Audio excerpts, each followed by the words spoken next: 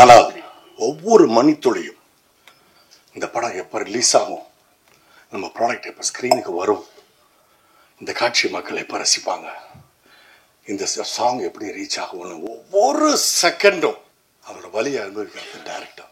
எழுத்த வீட்டில் இருக்கிற மாப்பிள்ளை சொன்னா 30 வருஷமா சினிமாவில் அசிஸ்டன்ட் டைரக்டரா இருக்கான், படம் எடுத்தா இங்க ஊத்துறலாம் அங்க, இப்படிலாம் வராதீங்க தயவு செய்து.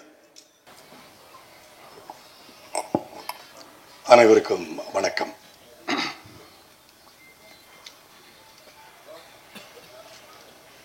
ஒரு படம்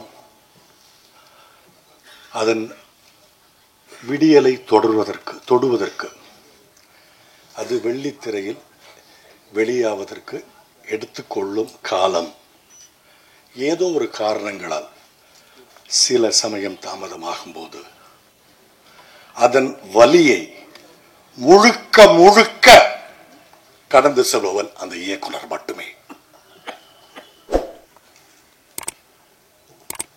நடிகர்களாகட்டும், நடிகைகளாகட்டும், தொழில்நுட்ப கலைஞர்களாகட்டும், ஏன் தயாரிப்பாளர் கூட ஆகட்டும், வேறொரு கடந்து சென்று விடுவார்கள். ஆனால் ஒவ்வொரு மணித்துளியும் இந்த படம் எப்ப ரிலீஸ் ஆகும், நம்ம ப்ராடக்ட் எப்ப ஸ்கிரீனுக்கு வரும், இந்த காட்சி மக்கள் எப்ப ரசிப்பாங்க, இந்த சாங் எப்படி ரீச் ஆகும்னு ஒவ்வொரு செகண்டும்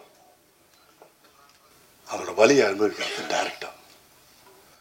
அந்த வலியை என்னுடைய முதல் படத்தில் நான் அனுபவித்திருக்கிறேன் என்ற ஒரே காரணத்தினால் எனக்கு பேசுவதற்கு முழு தகுதி இருக்கிறது.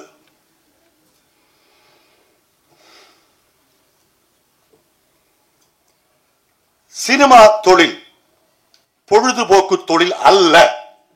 இது உழைப்பை கோரும் தொழில், இது அர்ப்பணிப்பை கோரும் தொழில். பக்கத்து தெரு மச்சான் சொன்னா, எழுத்த வீட்டில் இருக்கிற மாப்பிள்ளை சொன்னா 30 வருஷமா சினிமாவில் அசிஸ்டன்ட் டைரக்டரா இருக்கான், படம் எடுத்தா இங்க ஊத்துறலாம் அங்க, இப்படிலாம் வராதீங்க தயவு செய்து.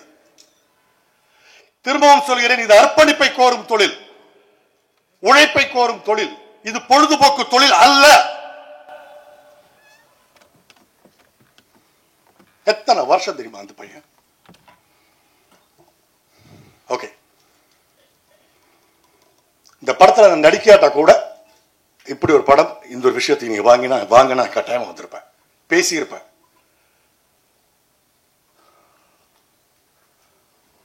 இன்னைக்கு இருக்கிற மேடையில் இருக்கிற இவ்வளவு பேர்ல எத்தனை பேர் இந்த படத்துல இன்வால்வ் ஆனவங்க, எத்தனை பேர் இந்த படத்தில் நடிச்சவங்க, எத்தனை பேர் இந்த படத்துல சம்பளம் வாங்கினவங்க?